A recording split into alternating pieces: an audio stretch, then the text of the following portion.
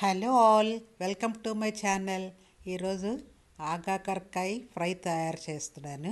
ముందుగా ఆగాకరకాయలని నీళ్ళల్లో ఉప్పు వేసి బాగా 2-3 సార్లు కడిగి నీళ్ళల్లోంచి తీసేసి వాటిని కట్ చేసి ఉంచుకోవాలి.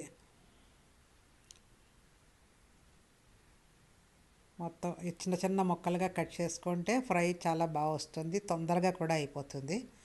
ఇప్పుడు నూనె వేడైన తర్వాత ఈ ముక్కలన్నీ నూనెలో వేసి వేయించుకోవాలి. కూర ముద్ద అవ్వకుండా కరకరలాడుతూ రావడానికి ఒక చిన్న టిప్ చెప్తాను.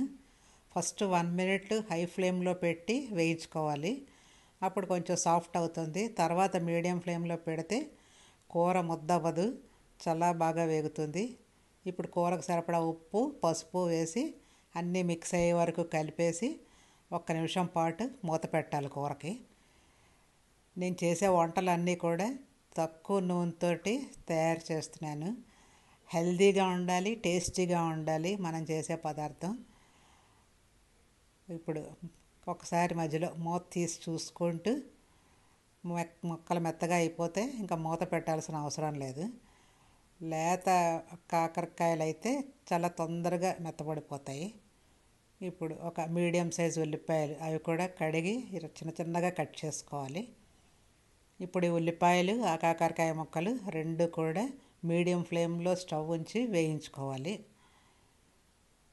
ఇలా ఉల్లిపాయ ముక్కలు కలుపుతూ ఉంటే ఫ్రై అయిపోతాయి తొందరగా.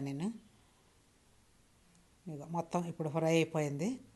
ఫ్రై అయిపోయిన తర్వాత దీంట్లో సత్తు ఫ్లోర్ కానీ శనగపిండి కానీ ఏదైనా ఒక 2 స్పూన్స్ వేసుకుంటే చాలా బాగుంటుంది. 1 స్పూన్ కారం, కొంచెం జీలకర్ర పొడి. ఈ శనగపిండి అన్నీ వేయడం వల్ల చాలా కమ్మగా ఉంటుంది, ఫ్రైకి చాలా మంచి టేస్ట్ వస్తుంది, బాగుంటుంది ఇది.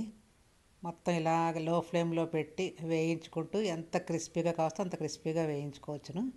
ఇదిగో మొత్తం కంప్లీట్ అయిపోయింది. దీన్ని సర్వింగ్ బౌల్లోకి తీసుకుంటే కూర రెడీ. దీన్ని ఏదైనా చారుతో కానీ సాంబార్తో కానీ వేసుకొని రైస్లో తింటే చాలా బాగుంటుంది.